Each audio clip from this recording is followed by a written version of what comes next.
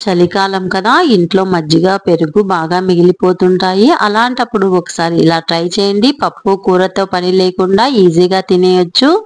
ఒక పాన్ లో ఆయిల్ వేసి పోపు దినుసులు, ఎండుమిర్చి, కరివేపాకు, ఇంగువ వేసి అవి వేగిన తర్వాత ఉల్లిపాయ ముక్కలు వేసి అవి కూడా వేపుకున్న తర్వాత సొరకాయ ముక్కలు వేసి టమాటా ముక్కలు, ఉప్పు, పసుపు, కొద్దిగా వాటర్ వేసి కలిపి మూత పెట్టి ఉడికించుకోవాలి. ముక్కలు బాగా ఉడికిన తర్వాత దించి పక్కన ఉంచుకోవాలి. మిక్సీ జార్లో పచ్చి కొబ్బరి, పచ్చిమిర్చి, అల్లం వేసి గ్రైండ్ చేసి ఇది కూడా పక్కన పెట్టుకోవాలి. ఒక గిన్నెలో 1 కప్పు పెరుగు, 1 కప్పు వాటర్ వేసి బాగా కలుపుకోవాలి. ఇందులోనికి ఉప్పు, పసుపు, 1 స్పూన్ శనగపిండి వేసి ఉండలు లేకుండా కలుపుకొని ఉడికించి పెట్టుకున్న సొరకాయ ముక్కలు, పచ్చి కొబ్బరి పేస్ట్ వేసి 1/2 గ్లాస్ వాటర్ ని వేసి బాగా కలుపుకొని స్టవ్ మీద పెట్టి ఉడికించుకోవాలి.